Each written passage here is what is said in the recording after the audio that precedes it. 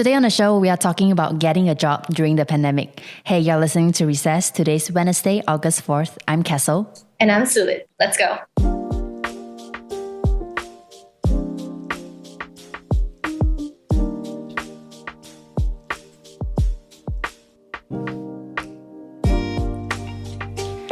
Today, we are tackling the topic of landing a job during the pandemic. It's no surprise that many of us know that it's harder to get hired these days as companies are breaking even or even losing money with employees getting pay cuts and getting laid off. In early 2021, a survey by LinkedIn Corporation found that 60% of Malaysians have been affected by pay cuts, reduced working hours, and has difficulty getting hired as a result of the pandemic.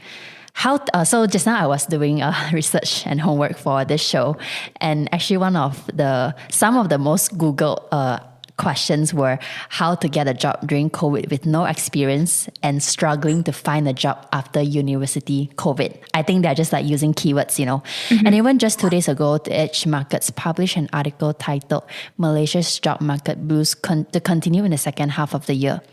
According to the article, a survey by the Ministry of Entrepreneurial Development and Cooperatives showed that 49% of the micro, small and medium enterprise sector are under risk of failing by October and potentially furloughing 7 million jobs. The article continues that though we see slight improvements since February, the number of unemployed persons in May was still above the 700,000 mark. Which that's why we decided to talk about this topic today, because SueLyn, you are hired in Good Foodie Media during the pandemic. Tell us your story. How did you get hired during this time? I got very, very fortunate. I think everyone's out there getting fired, getting retrenched or getting their hours cut. And I literally got hired during the MCO, almost near the peak. So yeah. I definitely have to attribute that to Good Foodie and just being extremely, extremely fortunate. What I did was that Good Foodie advertised some vacancies for interns or full-time positions. So I just applied for that. And then during the interview, I explained to the bosses that we have now that I was looking for either a part-time or full-time job. I talked to them about my experiences and my ability to work from home. And I think that's something quite interesting that the pandemic did for us.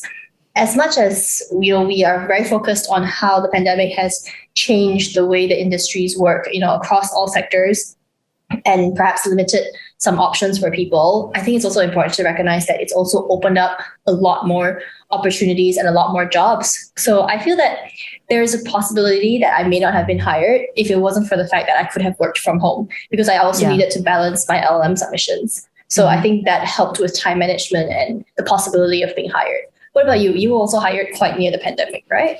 Yeah, actually, I was hired in 2020 March, like 3 days before the lockdown. Right now, we're in lockdown, I think 504th day.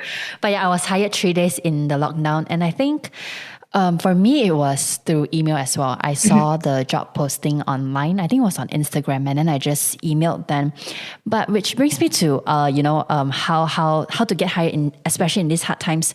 I think it's important to network, because for me, I send them an email, but because this is my second job already. My first job was back in the States, and I don't have the confidence that my email would be seen in a mountain of emails, So actually, I know a friend who knows our bosses, and I told him hey, can you send them a text and let them know that I've emailed them, just hey, so this applicant has just sent an email, and he did that for me. So in the end, I don't know if they saw his message or whatsoever, because I didn't ask how I was hired. But I think that helped a little, just putting in a word. And I think this is what people who are looking for jobs can do, other than just sending a LinkedIn email or sending an email or DM. You can try to find connections and help ask people to put in a word for you. I think you will stand a better chance at this, or giving a shot of an interview, I definitely do agree with you, because one of the interviews that I secured before this as well was direct. I think that it had to do with the connections that I had. So my friend's ex-lecturer was now working at this company. And during the interview itself, the interviewer also asked me, while waiting for another interviewer, we were making small talk, and he specifically asked me, so how do you know Dr. X? And I'm like, Dr. X.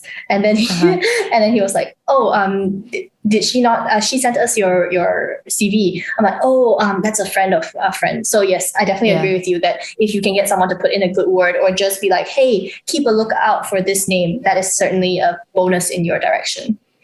Yeah. And also, I Googled up a list, an article by Forbes about ways to get a job.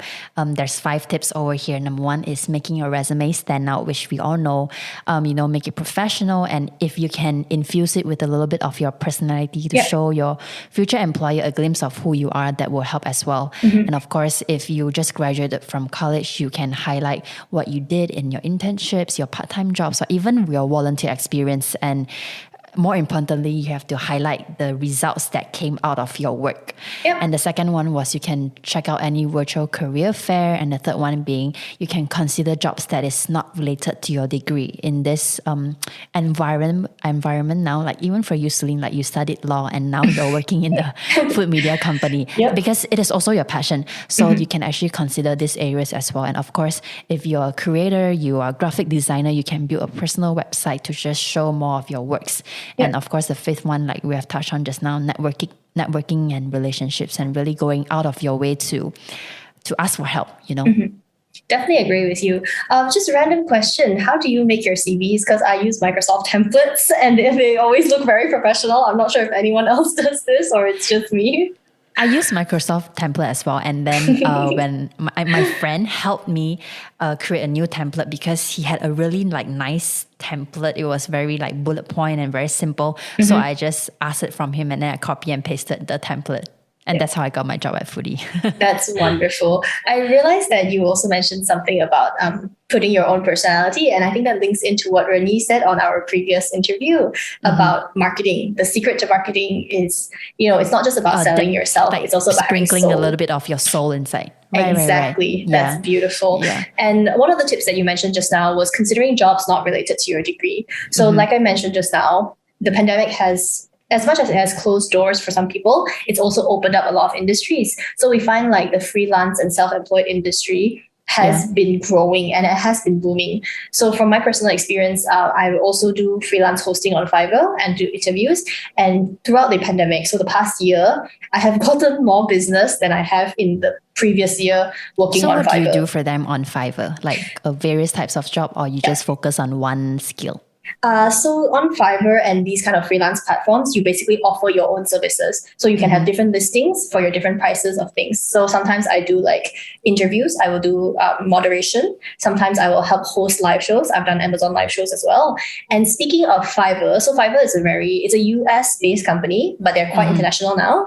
But in Asia, I think the freelance market is still kind of closed up. So that's why I think there's a new company called SolveNext. So SolVNEX, if anyone's interested in taking a look. This is a new company started based in Malaysia. It is somewhat like Fiverr. So the aim is to be a platform for the gig community. It connects freelancers to businesses in Malaysia, and it allows you to offer seamless and faster gig talent hiring processes for various tasks. So this can be anything. If you want to be a songwriter, you can be a music composer, you can do it. You can offer, you can offer one-off legal advice if that's something you want. Basically anything that you as a person can offer as a job, you can list yourself online essentially. And this has become quite a decent side income for some people, and other people have made it into their main source of income as well. So I think that's quite interesting to consider, the different options when your main or your traditional 9-to-5 job no longer becomes something to do.